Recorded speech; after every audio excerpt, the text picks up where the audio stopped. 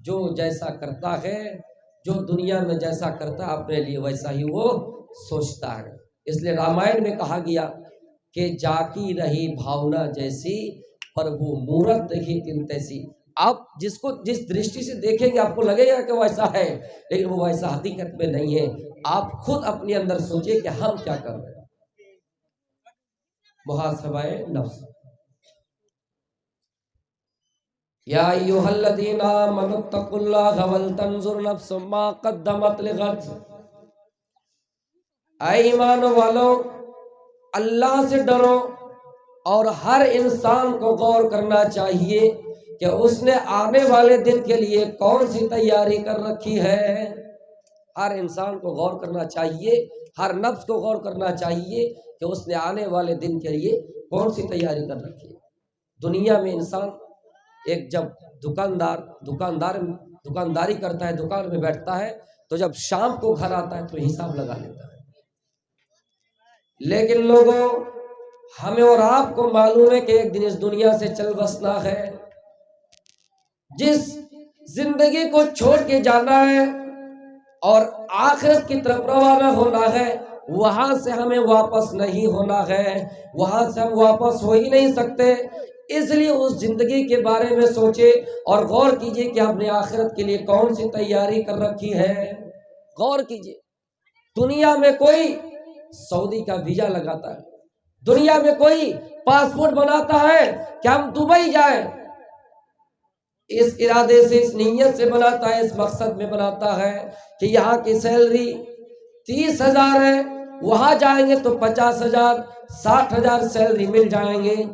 لیکن میرے بھائیوں، ہوتا یہ ہے کہ بہت لوگ ایسے بھی جو ناکام ہو جاتے ہیں، ان کو اچھی سیلری نہیں ملتی ہے۔ جو انہوں نے سوچا تھا، سنا تھا اور انہوں نے سمجھا تھا کہ اتنی سیلری ملنے والی ہے، لیکن ہوا نہیں۔ میرے بھائیوں، اس کو معلوم ہے کہ 4 سال ہمارا نقصان ہوا، 5 سال ہوا، اس کے بعد گھر آ گئے، پھر دوسری بار ویزا لگائیں گے تو امید ہے اچھا رزلٹ آ جائے، امید ہے زیادہ پیسہ مل جائے، امید ہے زیادہ رزلٹ آ جائے، زیادہ سیلری ہو جائے۔ لیکن اس دنیا میں جو کر لیے اور اخروی زندگی کی طرف مائل ہو گئے، آپ کا انتقال ہو گیا، تو آپ وہاں جانے کے بعد اور نہیں سوچ سکتے ہیں کہ پھر دنیا میں آئیں گے اور کچھ زیادہ اچھا دنیا میں ہم کوئی کام کر لیں گے، ہماری نیکیاں زیادہ ہو جائیں گی۔ میرے بھائیوں، دنیا میں جب کوئی انسان مر جاتا ہے تو اس کو دوبارہ اور چانس نہیں دیا جاتا، یہ دنیا کا معاملہ ہے۔ ایک آدمی صبح سے شام تک بیٹھا، کتنا کپڑا بیچا، کتنا میں خریدا، کتنا میں بیچا، کتنا فائدہ ہوا، حساب لگا لیتا ہے۔ لیکن آپ سوچئے، ہماری زندگیاں بھری پڑی ہے، کتنے ہم گناہ کے کام کرتے ہیں، لیکن میرے بھائیوں، ہم اپنی زندگی کے بارے میں سوچتے نہیں ہیں کہ ہماری نیکیاں کتنی ہیں، ہمارے گناہ کتنے ہیں۔ قرآن پڑھیے، اللہ تعالیٰ فرماتا ہے فَأَمَّا مَنْ ثَقُلَتْ مَوَازِينُهُ فَهُوَ فِي عِيشَةٍ رَاضِيَةٍ۔ جس کی نیکیاں زیادہ ہوں گی، جس کی نیکیاں زیادہ ہوں گی، وہ عیش و عشرت والی زندگی میں ہوں گے، وہ جنت میں ہوں گے، وہ آرام دہ والی زندگی میں ہوں گی۔ وَأَمَّا مَنْ خَفَّتْ مَوَازِينُهُ، اور جس کی نیکیاں کم ہوگی، فَأُمُّهُ هَاوِيَةٌ، اس کا ٹھکانہ ہاویہ ہوگا، اس کا ٹھکانہ جہنم ہوگی۔ جہنم کیا ہے؟ نَارٌ حَامِيَةٌ، جہنم دہکتی ہوئی آگ ہوگی، جہنم دہکتی ہوئی آگ ہوگی۔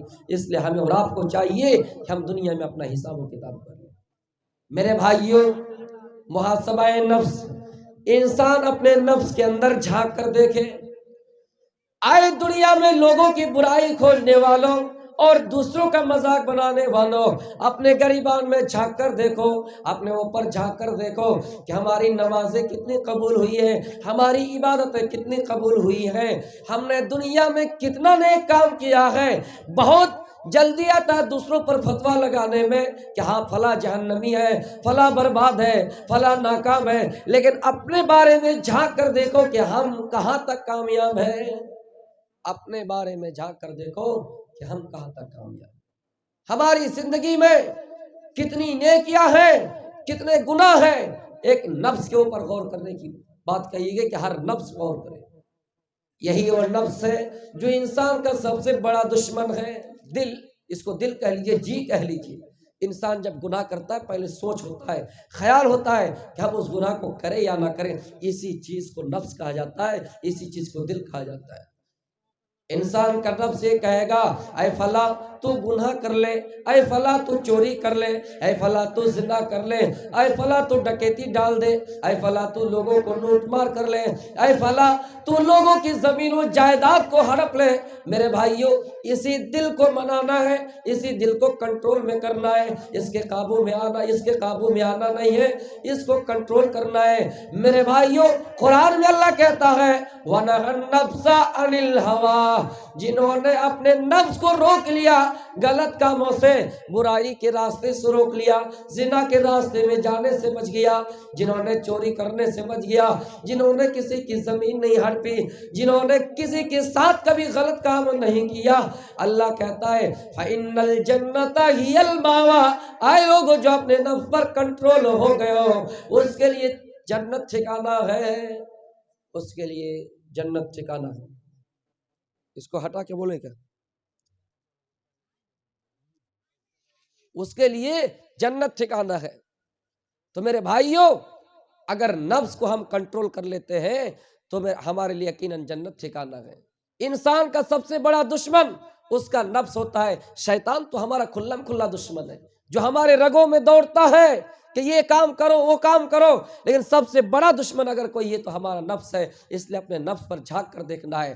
اللہ کے نبی نے فرمایا، عبداللہ ابن عمر کے کاندھے پکڑ کر کہ عبداللہ ابن عمر، دنیا میں اس طرح رہو، کن فی الدنیا کانک غریب او عابر سبیل، دنیا میں اس طرح رہو جس طرح کہ مسافر آدمی رہتا ہے.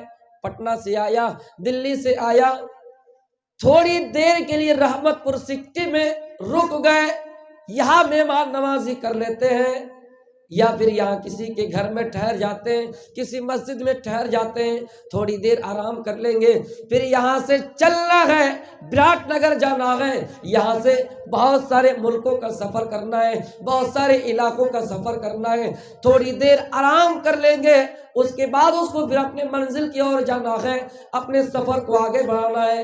تو میرے بھائیوں، جس طرح ایک مسافر آدمی کسی جگہ پہ ہمیشہ کے لیے نہیں ٹھہرتے ہیں کیونکہ ان کو سفر کرنا ہے، کیونکہ ان کو منزل حاصل کرنا ہے، اسی طرح ہم اور آپ دنیا میں آئے ہیں، ہم ہمیشہ یہاں رہنے کے لیے نہیں آئے ہیں، ہماری موت ہوگی.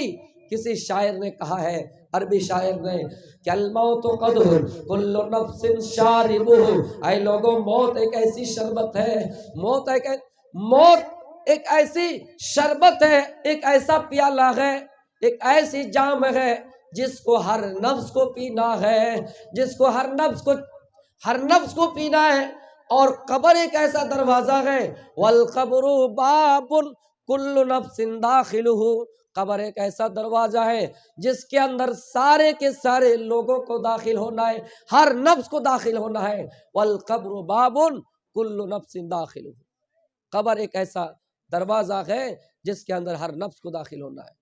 دنیا میں آپ دیکھ لیجئے کہ کتنے ایسے دروازے ہیں.